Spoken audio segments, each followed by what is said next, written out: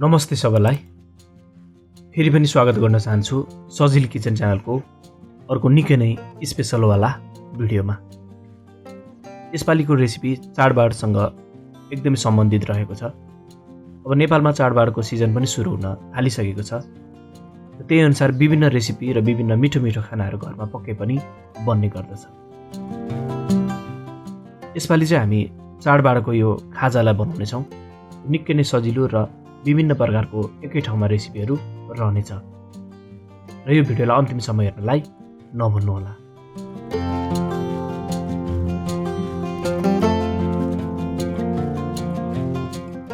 सुरुमा त हामी खसीको मासुलाई बनाउनेछौँ। यसको लागि खसीको मासु जो हड्डी भएको अनि मासु पनि छालासँगै एक ठाउँमा मिसिएको मासु लिएको छु। तोरीको तेल एउटा भाँडामा राखिदिने, त्यसपछि दालचिनी, तेजपात, अलैँची, ल्वाङ, सुकमेल यसरी राखेर चलाउने। हल्का एकबाट बास्ना नआएसम्म यसलाई चलाइरहने अनि प्याजलाई राखेर चलाउने।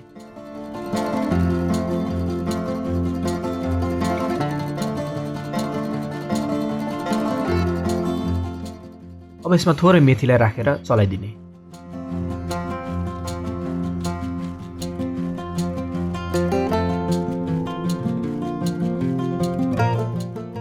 अब अदुवा र लसुन पनि राखेर चलाउने। अदुवा लसुनबाट पनि मजाले बास्ना आउन थालिसकेपछि अनि यसमा खसीको मासुलाई राखिदिनुपर्छ। खसीको मासु प्रेसर कुकरमा नै बनाउन सकिन्छ अथवा बाक्लो भाँडामा नै बनाउन सकिन्छ। यसपालि चाहिँ मैले कसौडीमा बनाउन थालेको छु। बीचबीचमा यसरी चलाइ पनि रहने, राम्ररी फ्राई गरिदिने। कसौडीमा निकै नै समय लगाएर बनाएको खसीको मासु निकै नै स्वादिलो पनि रहने गर्दछ।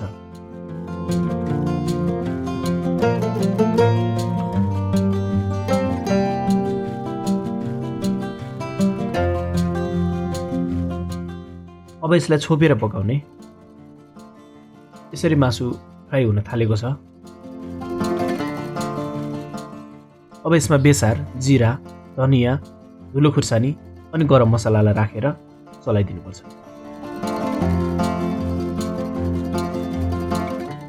अब टमाटरलाई राखिदिने अनि चलाइदिने।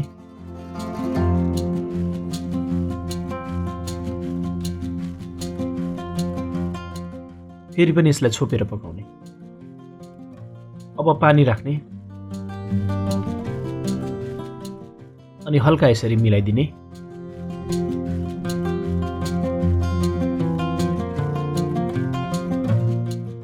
अब नुन राखेर यसरी चलाउने।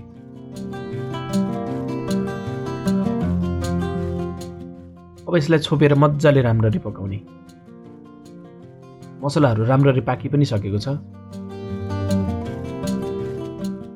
अब थोरै पानी राख्ने, कतिको चाहिन्छ त्यो अनुसार राखेर अब यसलाई मिलाइदिने। अब छोपेर राम्ररी यसलाई बोइल हुनलाई छोडिदिने। मासुहरू हाम्रो पाकि पनि सकेको छ, मसला पनि दामीसँग बास्ना हुन थालिसकेको छ। धनियाँको पातलाई मसिनो काटेर यसरी राखिदिने अनि यसरी मिलाएर चलाइ पनि रहने। र यतिको भएपछि हाम्रो खसीको मासु चाहिँ तयार भएको छ। अब हामी तयार गर्छौँ मटन थेपेलाई। यसको लागि खसीको फल मासु लिएको छु। हल्का बोसो पनि छ। तोरीको तेल एउटा भाँडामा राखिदिने अनि यसरी मासुलाई राख्ने अनि हल्का चलाइदिने।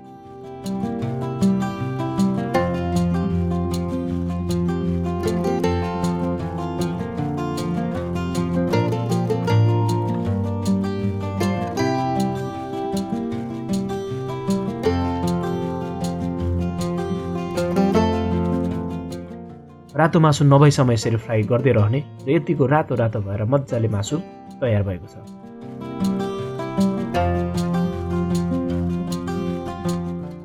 अब यसलाई निकालेर सेलाउनलाई छोडिदिने। यो सेलाइसकेपछि सिलौटोमा यसरी राखेर अब यो मासुलाई थिच्नुपर्छ।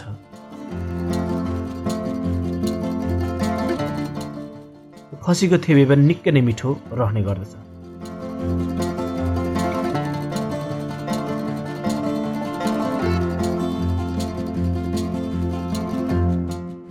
यसरी नै अब हातबाट छुट्याउने।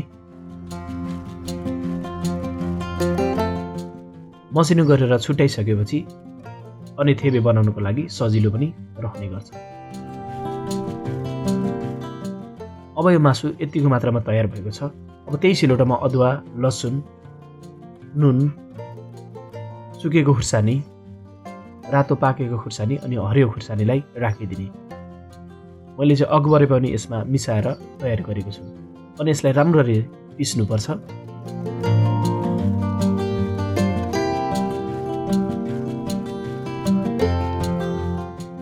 अब धनियाको पातलाई यसरी राखेर मजाले पिसिदिने।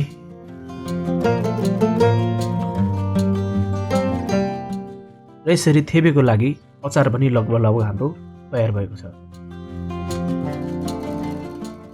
अब यसलाई निकालेर एउटा बलमा राख्ने अनि तताएको तोरीको तेललाई राखिदिने। त्यसपछि कागतीलाई निचोरिदिने र कागतीको रस अनि तेल यो मसला राम्ररी मिलाइदिने। यतिको मिक्स भइसकेपछि अघि थिचेको मासुलाई राख्ने। हल्का यसरी मिच्दै यो अचारसँग यो मासुलाई राम्ररी मिलाइदिनुपर्छ।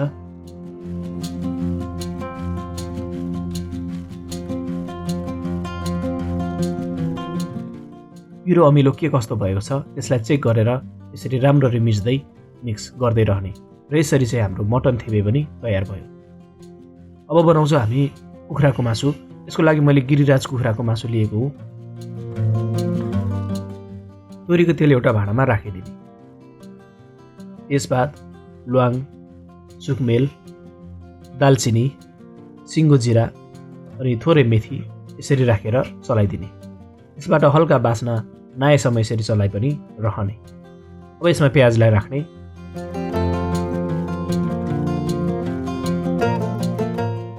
अनि यसरी चलाइदिने।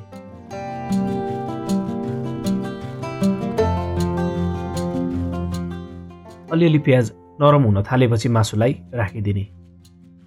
यो कुखुराको मासुमा चाहिँ हामी पानी पनि नराखिकन एकदमै ड्राई तरिकाले तयार गर्नेछौँ। अझै खाजाको लागि युज गर्दाखेरिमा खसीको हाम्रो ग्रेभी लगभग भइसकेको छ। त्यही भएर यो कुखुराको मासुलाई चाहिँ ड्राई तरिकाले तयार गर्छ। दुवै साइडलाई जबसम्म फ्राई हुँदैन त्यसरी नै चलाइ पनि रहने अनि राम्ररी पकाउँदै रहनुपर्छ। छोप्दै निकाल्ने अनि पकाउने र यसरी चलाइ पनि रहने।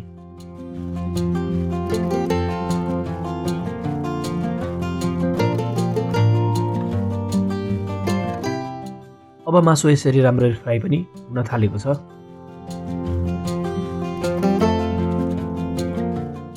यसमा अदुवा र लसुनलाई, नुनलाई अनि बेसार यसरी राखेर चलाइदिने।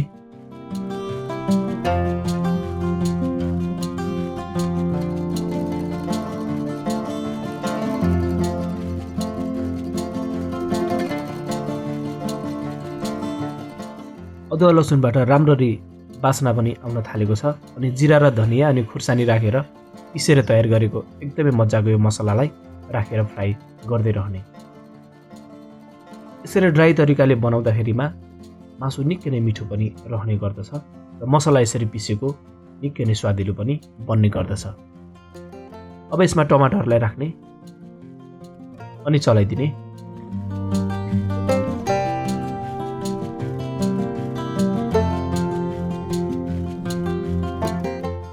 अब यसलाई छोपेर पकाउने अनि निकालिदिने। टमाटर पनि राम्ररी गल्न थालेको छ।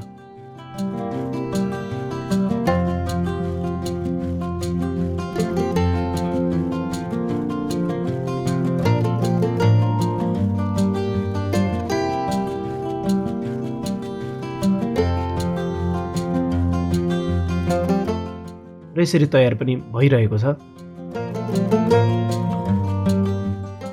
यसलाई फेरि पनि छोपेर पकाउँ अनि निकालेर कसुरी मेथी थोरै यसरी मिचेर राखिदिने। यसले गर्दाखेरिमा यो मासु निकै नै स्वादिलो पक्कै बन्नेछ। र यसरी चलाउँदै गर्ने क्रममा लगभग यो मासु पनि हाम्रो तयार हुन थालेको छ। यसमा धनियालाई मसिनो काटेर राख्ने अनि चलाइदिने।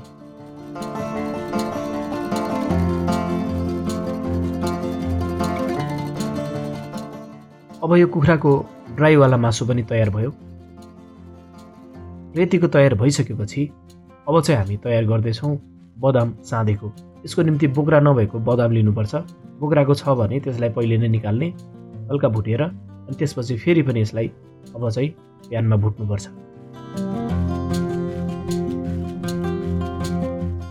यसले गर्दाखेरि पनि निकै नै स्वादिलो बदाम रहने गर्दछ।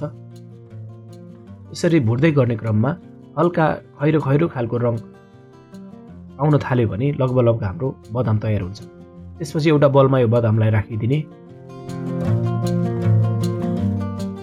अब यसमा प्याज, टमाटर, खुर्सानी, लसुन, अदुवा, धुलो खुर्सानी, धनियाँ अनि कागतीको रसलाई राख्ने। अब तेल, बेसार र मेथीलाई एकै ठाउँमा तताएर तयार गर्ने अनि नुनलाई पनि राखिदिने। अब यसलाई राम्ररी मोलिदिनुपर्छ। टमाटर राख्दाखेरि चाहिँ भित्रको गुदीको भागलाई निकालेर बाहिरको भागलाई मात्रै टमाटर राख्नुपर्छ।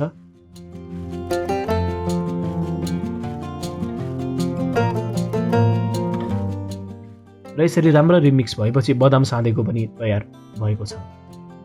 अब बिचमा भुटेको चिउरा राखिदिए, खसीको मासुलाई ग्रेभी सहित यसरी राखिदिए, अनि यो मटनको थेबे, त्यसपछि कुखुराको ड्राईवाला मासु, खल्पीको अचार, गाडेको मुलाको अचार, सुकुटीको अचार अनि सलाद अनि बदाम साँधेको गरेर सबै राखेर यसरी सर्भ गरिदिएको छु।